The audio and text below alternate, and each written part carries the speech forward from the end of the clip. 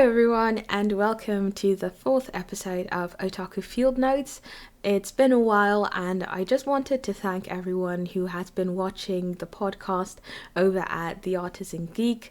I decided to create another channel for the podcast specifically because I just thought it would be nice for it to have its own place on YouTube since I do so much other stuff on the AG's channel. The more essay type videos about anime and manga though will most likely stay over at the Artisan Geek, but I'll be sure to make a playlist on this channel as well.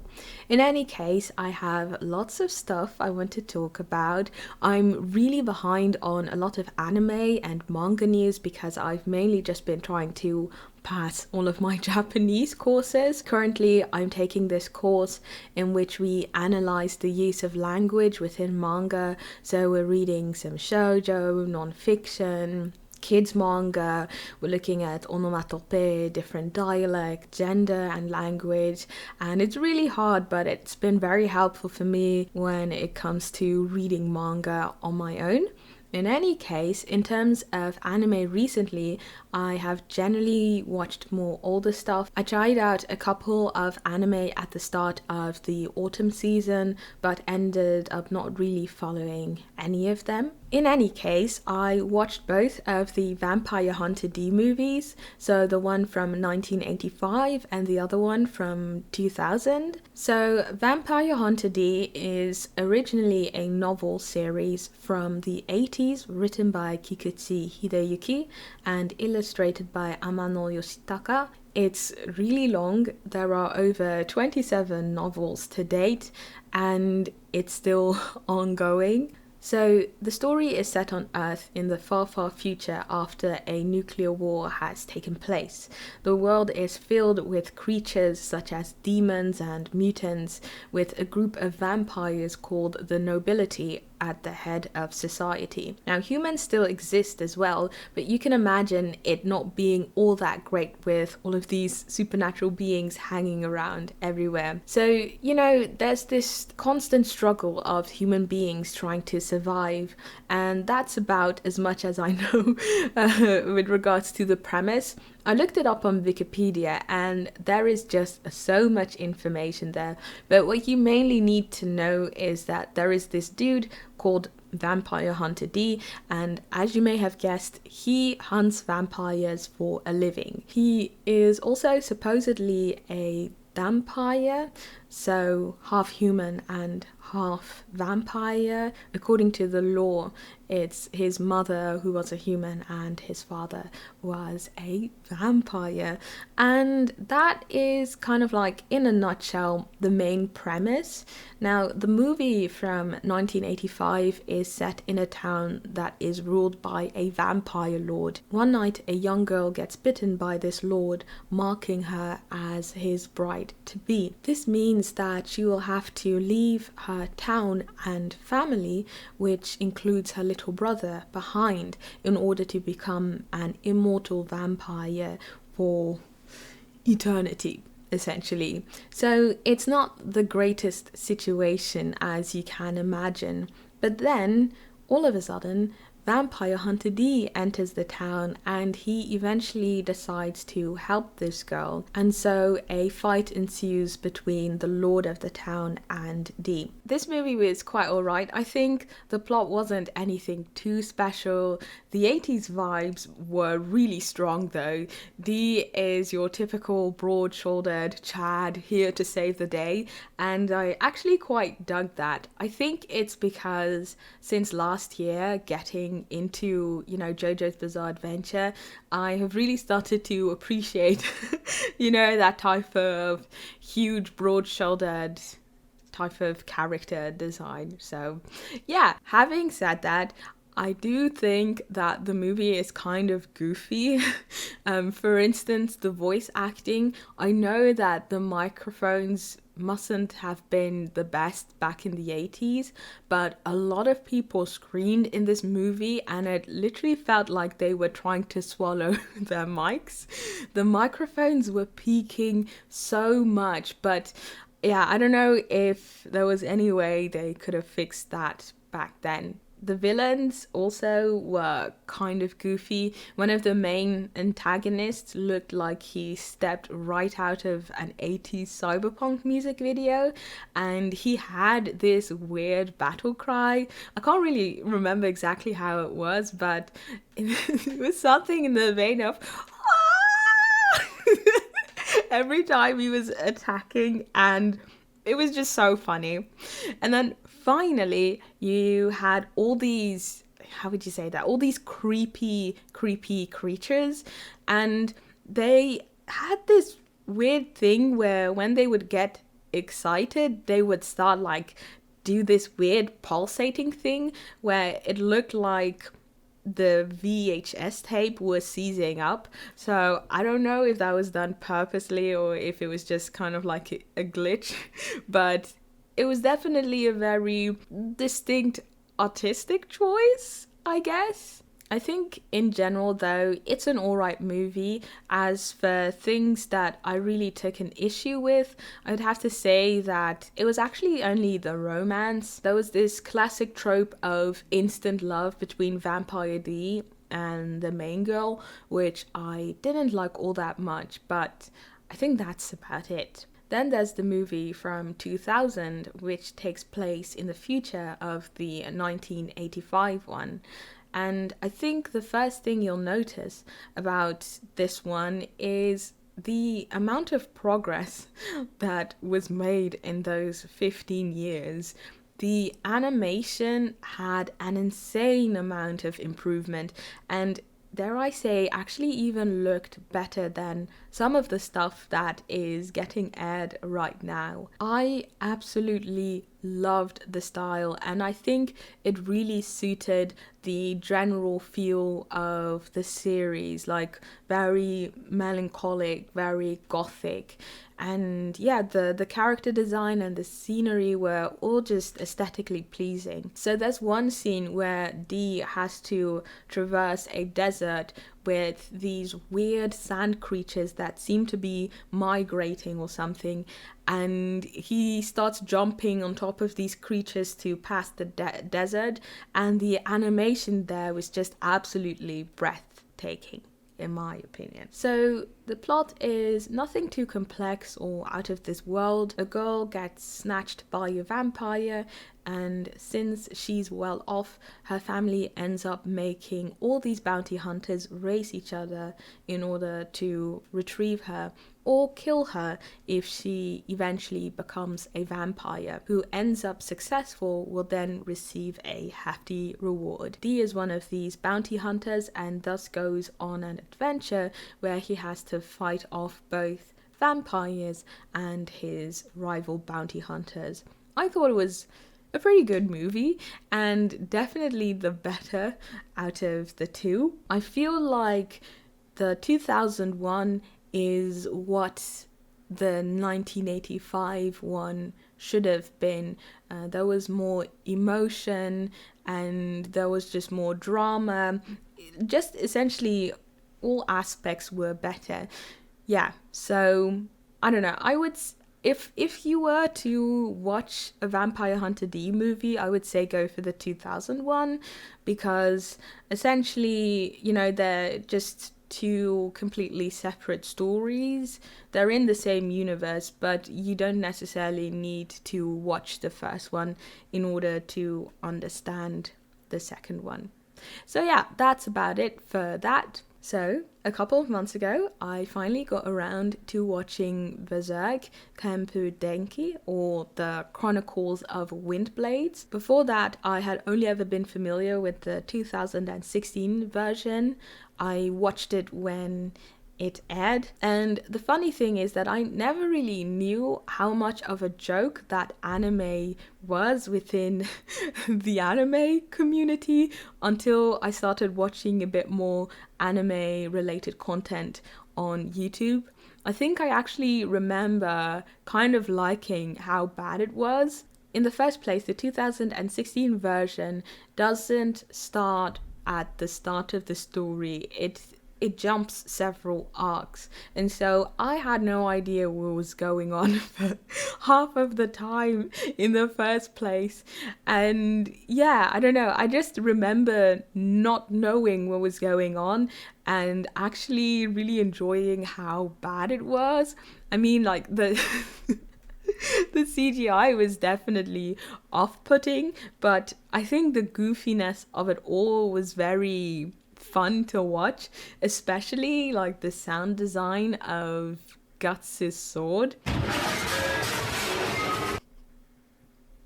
Like, what the heck was that? It's so intense and it doesn't really seem to change in sound no matter what he's like trying to slice at or whatever. I would really like to know the process of creating that sound. So the one that I recently watched, Tenpuu Denki, was made, I believe, in the late 90s, which makes the CGI one even more hilarious because, you know, you'd expect that to be some improvement, something that is better since there's more recent technology. And in hindsight, I'm just really shocked how they they ended up getting out the 2016 one. I don't know, it's interesting to say the least. In any case, I am really, really happy that I checked out the older one because I ended up watching all 25 episodes back to back, which was a lot to take in, but it was also so much fun. It was such a nice experience. So for those who might not be familiar with Berserk, it is originally a dark fantasy manga series that was created by the late and great Miura Kentaro. It centers around a man named Guts. He came into the world in one of the most destitute ways you can imagine. He was born from the corpse of his hanged mother. Now, he got found by a woman who was part of a group of mercenaries, and he eventually grew up becoming part of their group until he accidentally kills his adoptive father and flees his group and goes off solo. By chance, as a teenager, he comes across a group of kids who call themselves the Band of the Hawk, and they are led by the charismatic Griffith. This anime in particular follows Guts and this group's rise within the ranks of society as successful mercenaries. There is just so much to like about this series, and I can see why there are complete YouTube channels dedicated to this series. The story is so rich, so well written. I don't think I could even appreciate it enough with just one viewing, since it's just that good. I mean, the plot, the character designs and development, the score, the sound design, it was all just so incredibly good. Oh my god. Now, just as I had finished the anime, one of my patrons on Discord asked me about my favorite parts, and I had such a hard time trying to come up with a good answer. Of course, the fights were always very exciting, but I felt that for the most part, the quality was at such a steady high, it was hard for me to actually pinpoint a scene that particularly, I don't know, stood out to me. I think the aspects of the show that I found to be particularly outstanding were the interpersonal relationships and the internal struggles of the main characters. There is this depth to all these characters that I have rarely been able to find in other manga and anime. I think if I were to compare Berserk to Attack on Titan from that particular viewpoint, that I'd feel that Berserk is by far better. I have read the Attack on Titan series and won't be spoiling the end until, you know, the final anime episode comes out next year. But what I will say though is that after finishing Attack on Titan, I personally found that the crux of the entire plot consisted of certain relationships that I had expected to be far more developed than they ended up being. And so once I got to the final page of this series that I had been following for a good 7 years, I was left feeling indifferent and confused with its conclusion. That's not to say that I think that Attack on Titan is bad or anything like that, though I will also say that I have felt throughout that series that it had its ups and downs. Anyway, what I really appreciate about Berserk as well is how it's so genre-defying. It's as if it took all the best things from shoujo, josei, and shonen and seinen and created something truly unique and remarkable. I personally really like the shoujo elements of the series. For instance, Griffith is so incredibly shoujo, it's wild. I mean, he has a very androgynous feel to him, much like many iconic shoujo characters, such as Oscar of The Rose of Fezaya. I remember watching the opening of the 2016 Berserk and just seeing this beautiful angelic being on a white horse, and I just thought, hold up, who this? I think his appearance is perfect for the type of character he is as well. His softness makes him both very approachable and attractive, and in combination with his very opportunistic nature, this makes him incredibly lethal. Also, I just want to add to all this that I could not believe that they let Casca have a period.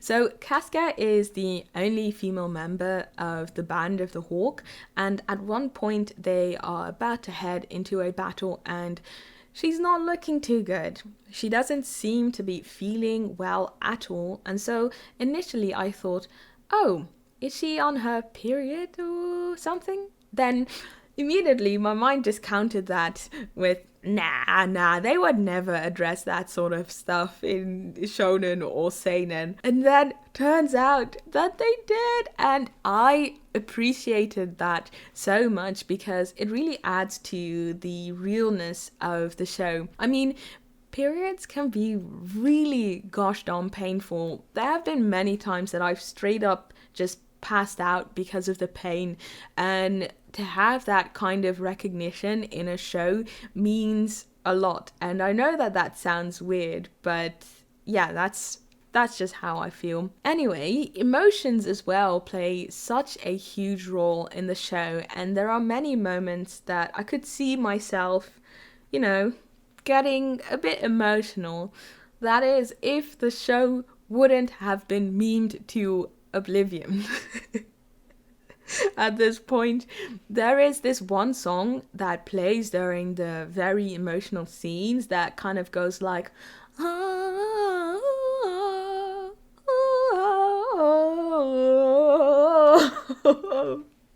every time I hear that track, my immediate thought just went to the silence, wench, I do not wish to be horny anymore. I just want to be happy. That meme, and I just can't get over it. I just couldn't. I mean, it was so funny. And there's also this one scene in which Guts stabs a kid in a castle, and at first he doesn't realize that he has just killed a child. And so the original scene is shot in a way where it pans from the pinned boy against the wall to Guts his sword, and then finally Guts himself, because Guts' sword is notoriously huge. And it's supposed to be this really shocking and emotional scene. But someone on YouTube made a video called Guts Kills Adonis with his long sword. And it is this soundtrack looped, and Guts' sword is made like 3 to 5 times longer. And so you have the kid on the right, and then it pans to the sword, and it just stays on the sword like like the sword is like 20 meters long. And I know it's really ridiculous, but like someone said in the comment, there's something really funny about Guts killing someone with just a comically long sword. Anyway, I will leave a link to that video in the description box. There's also a 1 hour version of it, but the original one is pretty funny and goofy. Anyway, yeah, because of all these memes, I at some points couldn't really take the show serious, but that really doesn't have anything to do with the show, but more just meme culture in general. So, you know, I don't mind.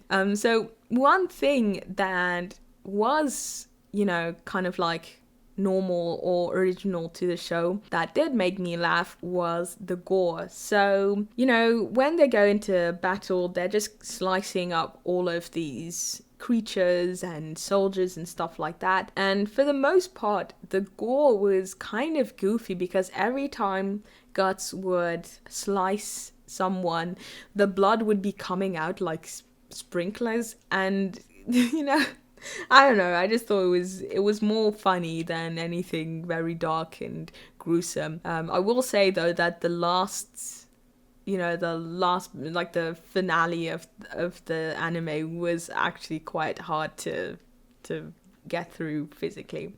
Anyway, I would also like to mention that I absolutely love the relationship between Guts and Griffith.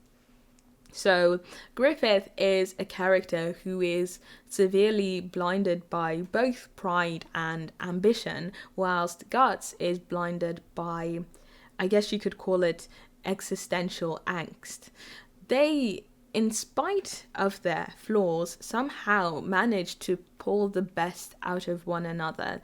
It seems like they, I don't know, found something in the other person that made them want to be a better person or have a better life, you know. But they also end up pulling out the absolute worst out of one another, which leads them and their friends down a road of just utter horrors of absolutely cataclysmic proportions. And I think that's what makes the story so good as well, because it's so heartbreaking. Also, at the end of the anime, we finally get some more perspective on Griffith's mindset from the primary source, and I really appreciate that. I think it kind of felt to me like, I guess, the cherry on top of this anime, and really solidified for me the feelings that I had towards this piece. So yeah, it's safe to say that I would highly recommend this series. So moving on, I checked out Mieruko-chan's anime.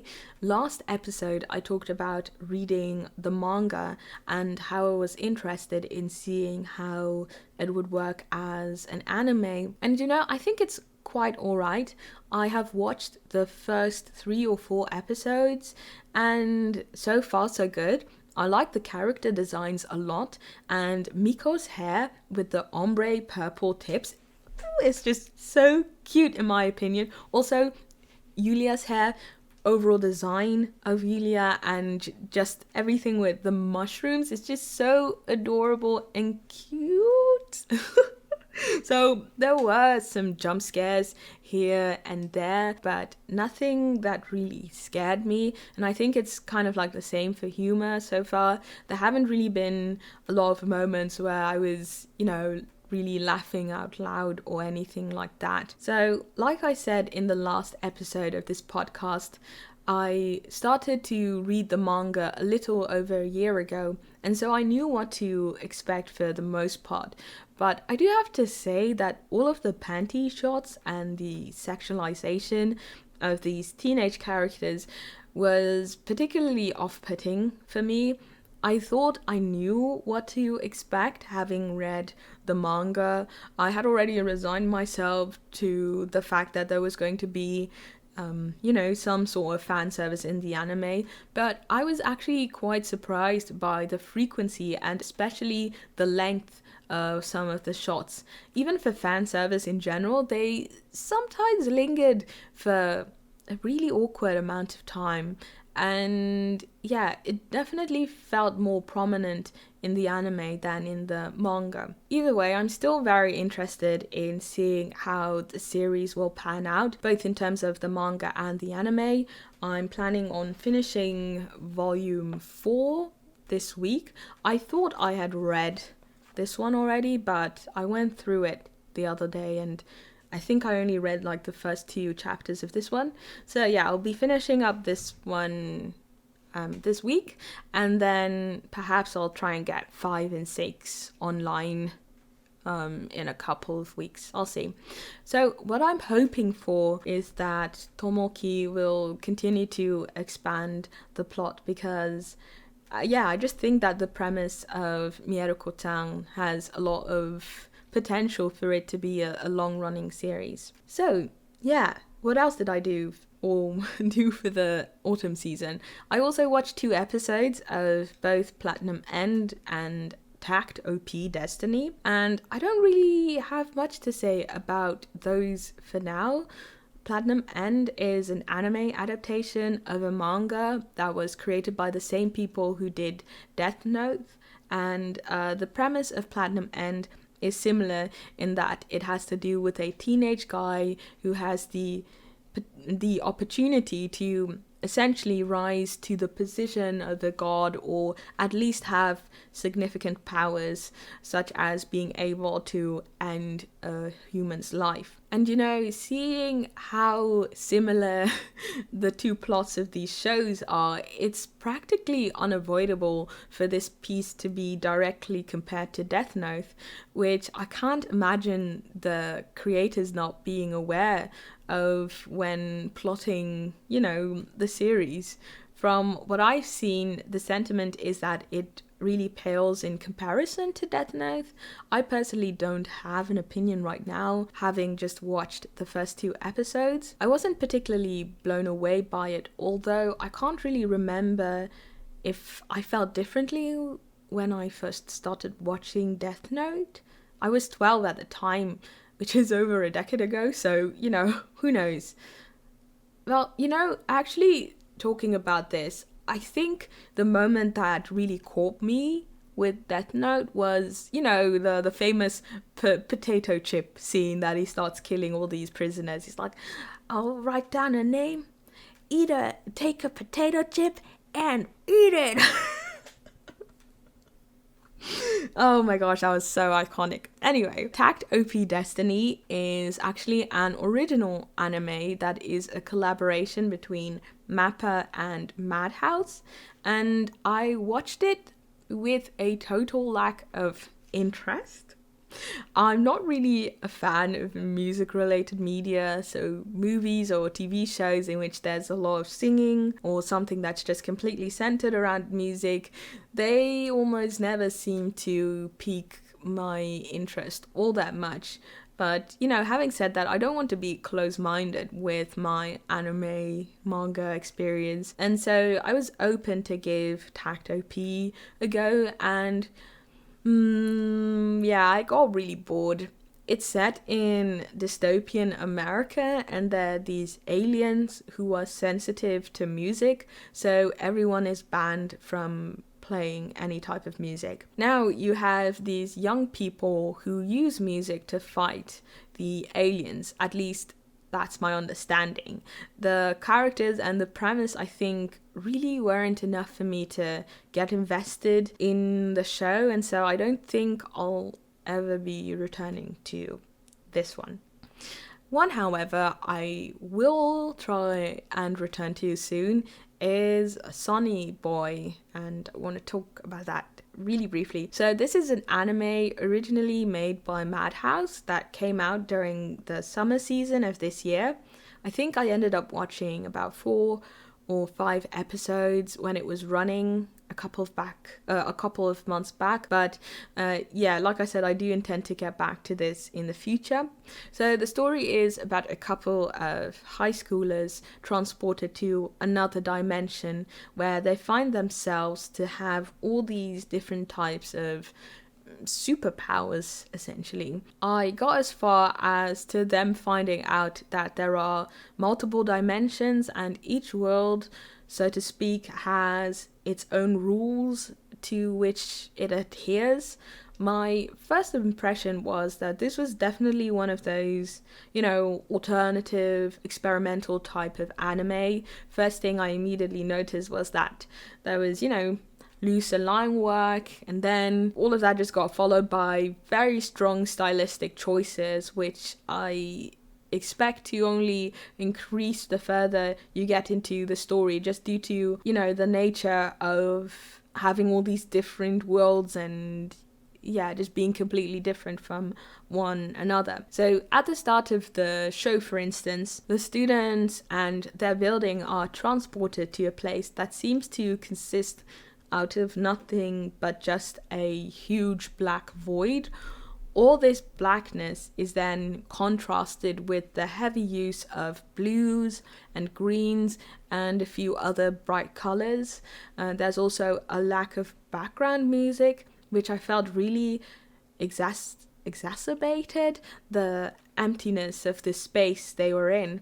And, I thought that was actually quite a cool feature of, the first 1 or 2 episodes. There was also a lot of use of alternative framing, like a fish-eye lens effect was created at some point. There's lots of close-ups of people, and one of the powers as well was that, so one of the students was able to fracture space in some way, and so the screen sometimes got fractured as well. So, I guess that's really cool in terms of, playing with animation. So my initial opinion was that this is a pretty neat show because it's not something that you see every day within anime, and I'm always interested in works that are willing to take like a different approach in whatever aspect. And I think Madhouse in general has always been an animation studio that is willing to take risks. A good example is the anime movie I talked about, I think in the second episode, called Memories, and that consisted of 3 anime with completely different style genres, and all 3 were directed by different people, and I thought that was like really, really cool. I will say though that I'm not really a fan of the 2 main characters at the moment. There's this boy and a girl. The boy is kind of like your typical loner anime character, and in the first couple of episodes there wasn't really much that made me like him or anything that I could or anything he was giving off that made me really empathize with him. And then we have the girl, who I felt was actually kind of annoying to me. She came off as this very, typical whimsical girl who acts erratic and as if nothing really ever bothers her at all, until we learn at some point that she is this way because she was, some really depressed backstory. But, who knows? I'll find out once I finally catch up with it. So now I want to talk about some manga, and okay, because I'm really excited about this. So in terms of manga, I am trying to get through all of my physical copies as soon as possible, because I might be moving in about a year, and I have a lot of manga that I got for really good prices secondhand over at Mandarake, and I would really like to just be able to drop them off at my parents and not have to, take them with me. So, we'll see how much I end up reading in the next couple of months. I'm still checking out new manga, but I'm only getting them via Bookwalker. Also, not sponsored by them in any way. So last year I really started branching out and looking at more varying types of manga, and one kind of niche that really caught my eye and which I'm still really very interested in is old school manga, mainly from the 60s and 70s, and I've made a couple of videos about that over on the ARTISAN channel, and it's been really interesting to delve into that, getting to read all these stories and also gain more knowledge about the history of manga and anime. I have now, however, gotten to the point where I am actually looking for some more adult material, not anything like traditional age type, but just manga centering older characters with adult themes and imagery. And I was looking for something like that, preferably written from a female perspective, and so naturally I ended up at josei. In hindsight, what I was searching for in particular turned out to be psychological josei and seinen, but I didn't know that at the time, and so I ended up with josei smut, which is a whole other story, and I ended up going down this entire rabbit hole doing research on josei smut, and I'm currently working on a video about it because I think it's actually very fascinating to talk about, and I think I might even do some more content about that in the future. So yeah, stay tuned for that. I think it's going to be a very fun video, the one I'm working on right now. In any case, I eventually landed in the right spot and found this one psychological seinen manga written by Torikai Akane, who is actually the wife of Asano Inyo, who you may know from works such as Dead Demon, Destruction, and Oyasumi Punpun. So I've read some of Asano's work and really enjoyed it, and now having read both his work and that of his wife Torikai, I can see how they might have they might have a lot of things in common, because their work both have a very particular melancholic feeling to them, which I haven't really had the chance to come across anywhere else. This is definitely not the type of stuff you're going to regularly find in either shoujo or shonen magazines.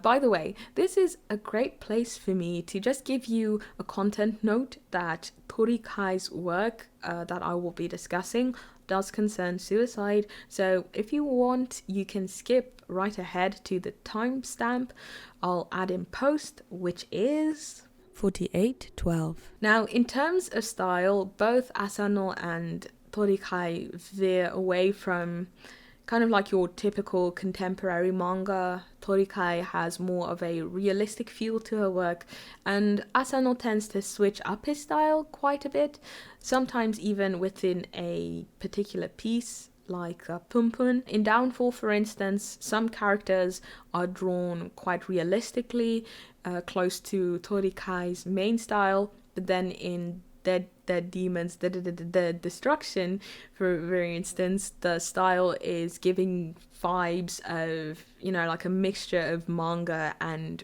Western cartoons. In any case, I ended up finding Torikai's Saturn Return or Saturn Return. It's a seinen manga focused on a woman, the woman on the cover here, called Kaji Ritsuko. So a couple of years back, she had a friend called Nakajima who asked her to write a story that proved that he had lived. Otherwise, he wouldn't, quote, leave anything behind before he's 30. She ends up writing a book doing so, and surprisingly wins a very prestigious newcomer award. Now, as life happens to the both of them, they fall out of contact. Now, 5 years later, Kaji is married to an editor, and it quickly becomes clear that they have a number of issues, with both of them consistently lying to one another. Also, since her debut, Kaji hasn't published anything else, confirming for herself that she really just was a one-hit wonder. Then one day she has a dream where she sees Nakajima on a bridge standing in front of her, and he asks her, "Is this really your life?" She is then awoken by her telephone ringing. It's her ex-boyfriend, and he tells her that Nakajima committed suicide by hanging himself. This is actually where the title of the manga comes into play, Saturn Return. So I had to Google this because I'm not into astrology, but yeah, Saturn Return is an event where the planet Saturn returns to the ecliptic longitude that it was at when a person was born, and it takes about 29 to 30 years for Saturn to return to that longitudinal position. Yeah, that. So in astrology, this period is seen as the time a person actually reaches full adulthood, being faced with adult challenges and responsibilities. So Kaji's friend eventually doesn't make it to that point. Now, right after this, Kaji's editor informs her that he is leaving his position and he will be replaced by a young editor named Koide, who is a huge fan of her debut novel. These circumstances lead Koide and Kaji to find out what actually happened to Nakajima and, what pushed him to take his own life. So this is an actual roller coaster of a story. There is so much going on at the same time, yet it all comes together in such a skillful way. We have several storylines bleed into one another. First and foremost, we have Kaji and Nakajima, and we learn about their lives together through both flashbacks and real-time events. We get to know more about Kaji's relationship with her husband Noda, how it started and eventually evolved into the wreck that it currently is. We also get a lot of insight on Noda's life before Kaji. We uncover things about the people who orbited Kaji and Nakajima years back, such as her ex-boyfriend, her former best friend. We learn about all the things that Nakajima was doing when he knew Kaji and also after they lost contact. There's just a lot going on, and the story is remarkably rich and well structured, and I really hope it will get translated to the English at some point. It's a story where we get to see the deepest, darkest, saddest and twisted sides of people, the things that happen behind closed doors. For instance, Kaji's marriage. In the first chapter, Kaji comes home from her driving exam and she has sex with her husband in a way I could only describe as selfish from his perspective. We later learn that he is constantly asking her about her period and ovulation, to the extent that he even tracks her periods so that he can try and get her pregnant. And it's only during her ovulation period that they have sex where he's, actually penetrating her, and while they're doing it, Kaji asks him if they could always do it this way, and this is when it becomes really clear that he is only interested in, quote, making her a mother, which is really disturbing to say the least. The thing is that Kaji is hiding that she is still on birth control, and he is lying about the fact that he is drinking alcohol excessively. So as the story continues, we slowly learn about the nature of their relationship, and it becomes clear as to what exactly is going on here. So yeah, this is the kind of thing that I was looking for. Serious adult-themed manga. And Kaji's marriage is just a tiny bit of what the manga concerns itself with. There is so much more, and I'm really excited to read the rest of the series as it progresses. Also, I am super into TORIKAI'S art style. It's beautiful and absolutely perfect for the subject matter. For now, I have finished volumes 1 and 2. I bought a physical copy of the first volume, as you can see, but as of recording this, both the first and second volume are freely available on Bookwalker. Again, not sponsored here, just really like the service. And you know, I actually tried reading the first volume several months ago, but my Japanese skills weren't that great, and I had to rely a lot on referring to the scanlation, and now I have improved actually quite a bit. A huge shout out to all of my senseis for teaching me. Either way, I still found myself checking with the scanlations to guide myself through the manga, and it was this moment that I realized how bad and not representative the scanlation is of the actual work. I think a huge part has to do with that it seems like the pages from the scanlations came directly from Big Comic Spirits' magazine, and Torikai did a lot of editing before publishing these as actual volumes, I believe, because there is a significant amount of just changes. I mean, pages and thought bubbles are added, information is changed and is delivered in a different way, and it really improves the coherency of the series. And this is why I'm so happy that I'm studying Japanese, because I know for sure I wouldn't have appreciated Torikai's work the same way I do now if I wouldn't have been able to read it in the original Japanese. Anyway, I have finished reading up until volume 2 now, and I'm planning to read the next couple of volumes in maybe I don't know when I'm going to read them. It's still, you know, it's quite a heavy series as well. So for the sake of my mental health, I also don't want to rush through everything.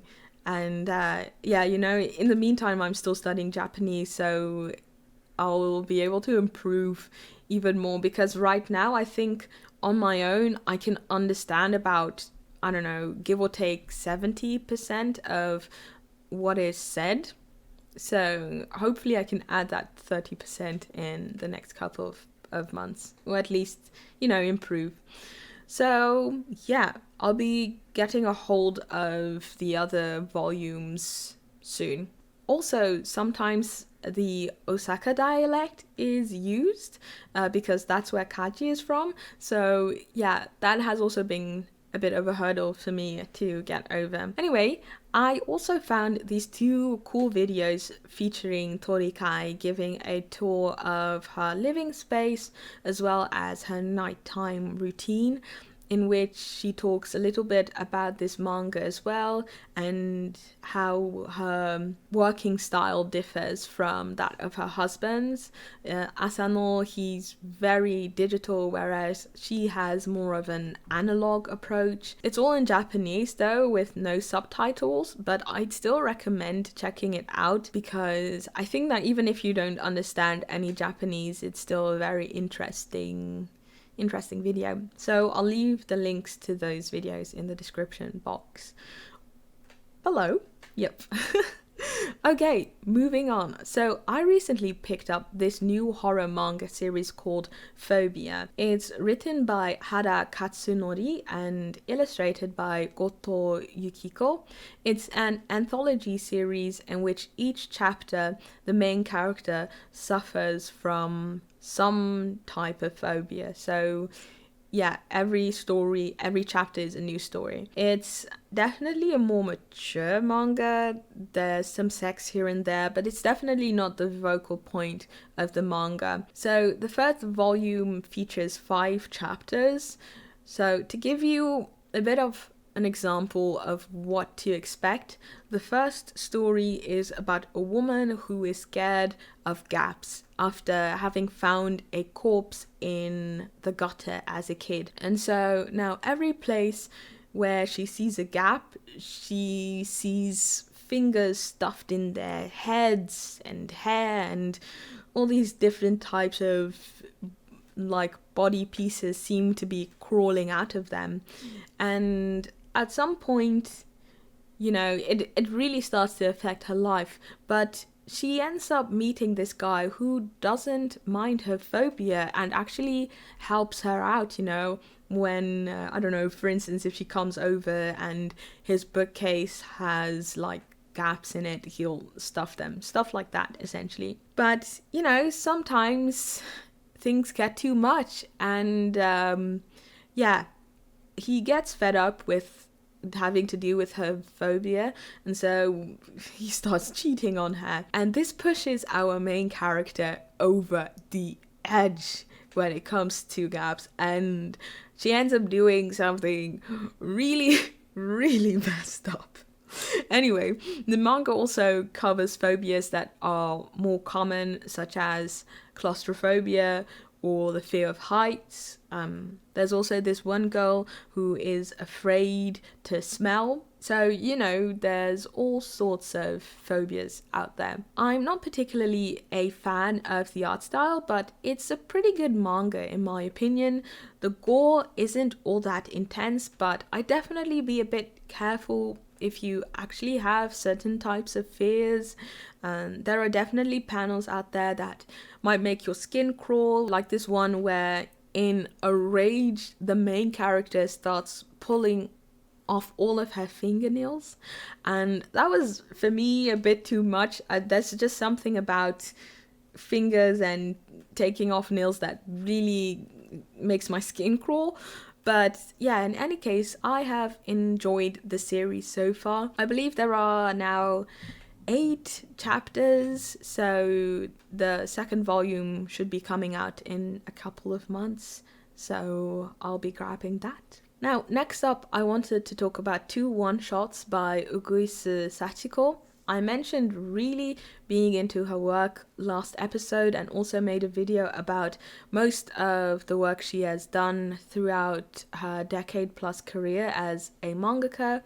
And she recently announced that the series she was working on, Tokimeki no Ikenya, had come to an end, and so naturally I pre-ordered the last volume in order to support her, and it came in like a couple of weeks ago, so I will hopefully be reviewing the series as a whole soon, since it only ran for 3 volumes. In any case, now that she's done with that serialization, she has been doing one-shots here and there for different magazines.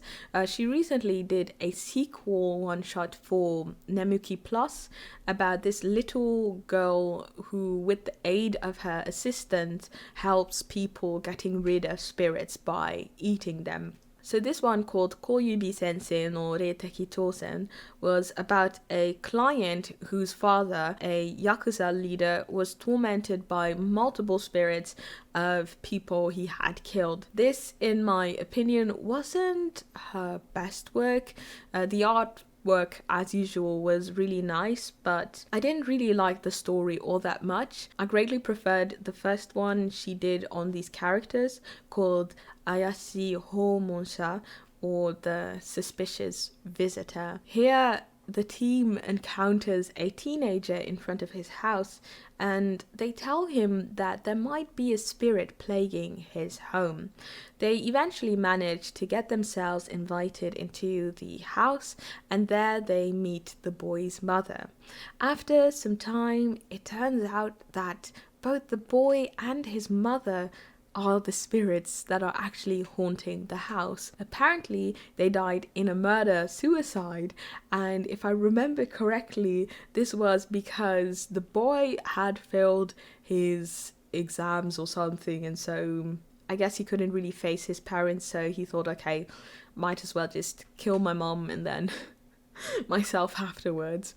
So, anyway, I think that was kind of like the reason. It's a bit vague in my mind because I read it in like the Nemuki Plus physical copy of the magazine, and that one's still over at my parents' place. But yeah, it turned out that the duo was actually invited by the husband and the father of these two people to cleanse the house of their spirits.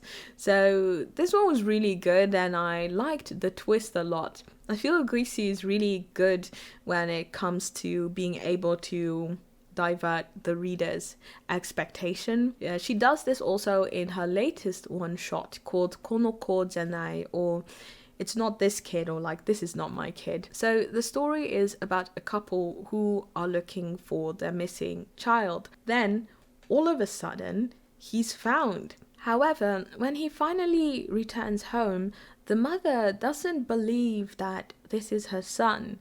He looks exactly the same, but he can't remember his past, nor does he really act like himself. And so as the story unfolds, we find out about more things that have been going on within this family, which eventually leads to a very interesting revelation. So the story is actually freely available on the website of Comic Action. I'll leave a link in the description box below. There's no translation yet, but you can already get quite far just by, looking at the manga and having heard the synopsis, of course.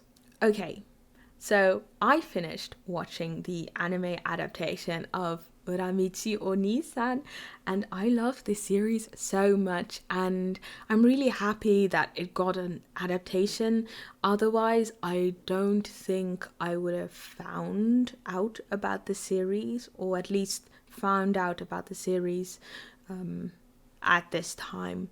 So, when it was airing, I was going through a bit of a rough patch. I was dealing with a lot of insomnia, which made my mind incredibly foggy, and it was very scary. And I was also dealing with a lot of physical pain. I injured my shoulder and back due to using the mouse with editing and stuff, and also knitting on top. So yeah, I was just in a lot of mental and physical agony, so to speak. And, when the anime was running, I was very happy because I always had something to look forward to towards the end of the week, if that makes any sense. But yeah, I spoke about this one the last episode, but since it's been a while, I'll just recap very quickly what the show is about. Yeah. The story centers around a 30-year-old gymnast called Uramichi who works as the exercise instructor at a children's TV show together with 4 other cast members.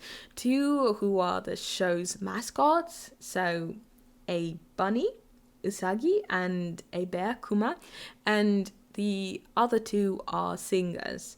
So the series is a dark comedy that kind of showcases the melancholy of adulthood. Uramichi is 30 years old and seems to be rather mentally unstable, so to speak. Worn down by society, it really seems that he barely has any zest for life at this point, and almost all of the other characters in the series seem to have struggles or frustrations of their own, and so the series is really just a bunch of adults going through it, essentially. And, as an adult myself, I find that very relatable. And, after watching the show, I bought the original manga by Kuzekaku, and I'm not going to lie, it's pretty hard to get through at times because of the difficult word use, but it has been really fun to read. There were a lot of plays on words and just general jokes that I was too slow to catch on when it came to the anime, and I noticed them when I was reading, so that made it a lot of fun in my opinion. Also, I got the special editions for volume 5 and 6. They're in my room right now, but I don't know exactly where they are. But yeah, I think I do know. Hold on a second. Okay, so I don't really know where volume 1 to 4 are in my room, but I have here um, the special edition of volume 5. And so what's special about this is that usually the volumes kind of look like this, with, you know, yellow, blue, green, pink, very flowery colors, very uplifting, and Uramichi always smiling and stuff. But then in the special edition you have, you know, grey, purple, not so happy look from Uramichi, and so it kind of like shows the dichotomy of him as a character.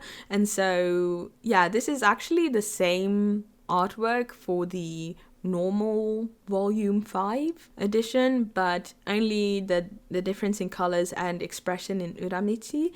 And on top of that, I also got this drama CD that came with it as well, and it features the original anime cast in a drama.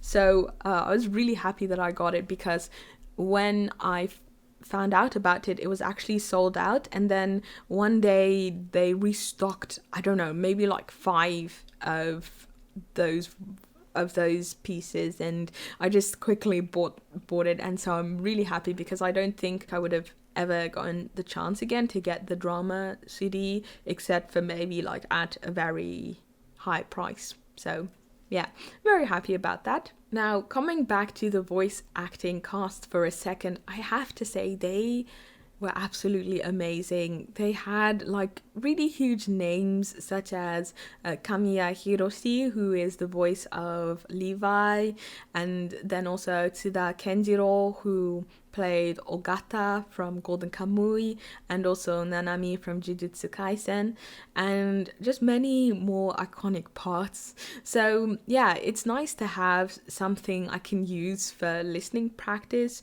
from a show that I really care about. So I'm very happy again that I was able to get the drama CD. So yeah, also having read the manga now, I really like how the anime uses color and sound to emphasize the switching of moods of Uramichi. I really think it helps elevate the humor that's already there. So yeah, the thing is with Uramichi, also, which is also like in his name, I forgot his name completely, but it translates something like front road and back way. So essentially he's two-faced, right? So he has one face which he shows to society, and then he has this other face that is his true face, essentially. And so when he's working, he tries to be, you know, happy, professional, and just make sure that he fits within society. But sometimes, you know, his true gloomy self really just slips through. And so he it's like I said in the last episode, where he's at one moment like really energetic, and the next moment it's just like absolute despair. Why I was saying this exactly? Oh yeah, I was explaining the humor of the show. But yeah, it's a good show. Would highly recommend either looking into the manga or the anime, or just both. So, moving on.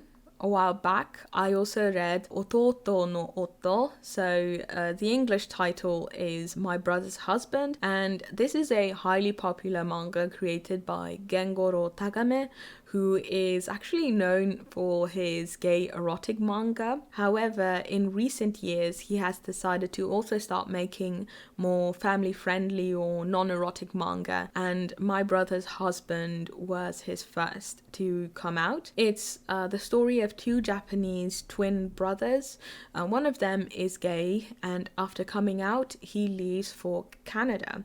The brothers end up losing contact, and eventually the one in Canada passes away. However, before he died, he met and married a Canadian man who ends up flying to Japan to get to know his husband's family. So he ends up staying for, I believe, 2 weeks at the house of his late husband's brother, who lives together with his young daughter. So the manga covers his stay as they all try and get to know one another. I thought this was a really good story and well written. The father has a whole bunch of misconceptions about gay people, and his daughter within the story really served as a device, I guess, to show the ignorance of her father's homophobia and how as children we learn about all these values that are important within our society, yet we consistently fail to apply these to everyone equally. But having said that, this manga to me felt more on the side of a manga of ideas than a story, if that makes any sense. There is a lot of indirect criticism when it comes to the hypocrisy of, society, and rightfully so. However, I didn't really feel like I loved the manga. I wasn't able to really connect well with the characters. I think the characters are fine, but I just didn't really feel a spark there for me. But, I can imagine that being different for other people. So, that's just my opinion. Also, having researched gay manga previously, I have come across Tagame's other work, which I can tell you doesn't have a lot of plot. So I can imagine that this must have been just a complete 180 in terms of both subject matter and, the creative process for the plot.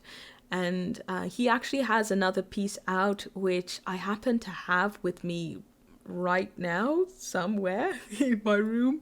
I've got the first volume from the German edition called Unsere Farbe, Our Colors. I believe it's going to get published in the English under that title, Our Colors. It's about a teenager called Sora who is secretly gay and has a crush on his classmate called Yoshioka. So far it's been a bit more to my liking than My Brother's Husband. And yeah, I'm pretty sure the English translation is coming out next year. It's going to be published, like the entire series is going to be published in one day, like on one day. There are 3 volumes in total, and the manga is actually, it ended, I think, last year. So it would be really exciting to hear other people's experiences reading the manga. So yeah, definitely something to look forward to. And I think we've finally arrived at the last segment of this podcast, which is Ask an Otaku. So if you have an anime or manga related question you'd like to ask me, you can leave it in the comment section below with the hashtag #AskAnOtaku, and I'll try and answer it in any of the upcoming podcast episodes. So last episode I got a question from SO which said, what are the characteristics that make a good character to you? I hope I worded this right, but I'm interested since in this podcast we find out that a lot of characters from the materials you talked about today were lacking something for you to be interesting in their journey at times. That is a very good question, and thank you very much, SO. So I think a good character to me really depends on the situation. For instance, when it comes to, reading a gag manga, I'm not really expecting these characters to be incredibly deep or anything, or, have any underlying deep stuff going on just because of the nature of the genre. But when it comes to these stories with very long storylines, where you as a reader are watching these characters grow and develop, and you're getting to know these characters, ins and outs, I usually expect there to be, a certain amount of authenticity to, at the very least, the main character. What I expect from such stories with good characters is for them to feel, how would you say this, alive. That, like they actually lived a life before the manga or the anime started, and that they had experiences and felt things that shaped them into the person that they currently are. So for instance, like the manga that I was just talking about, Saturn Return, there in that manga, it really feels like, whoa, these people are doing a lot of things that I don't understand, but I'm slowly getting to know them and slowly starting to understand the way they tick as a human being, even though they're the characters, but you know what I mean. So yeah, I think that that's what, in my opinion, makes a good character. So it really depends on the situation, but yeah, when it comes to, all these very deep and long stories, I'm expecting quite a bit. So yeah, and also I have read quite a lot of manga and I've watched quite a lot of anime, and at some point when you start watching these very genre, how would you say, genre defining, like they fit very neatly into a genre. At some point, these main characters become interchangeable because there's not anything that really defines them uniquely as a human being. And so, if you've watched many of these type of things, it kind of gets predictable. And for me, that takes actually quite a lot out of my experience of, reading manga and watching anime. So I hope that that answer was appropriate to your question.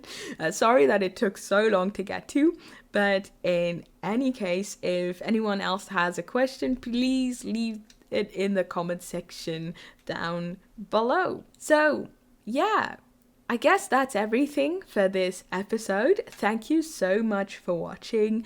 If you would like to support this podcast or just me generally as a YouTube creator, you can check out my Patreon. I have like loads of stuff there going on, a Discord server, extra videos, all types of stuff. And if you're not interested in that, but you would still like to support me, you can also perhaps buy me a coffee. So yeah, I'll leave all the links in the description box. Anyway, as always, thank you very much for watching, and I hope to see you in another episode soon. Cheers!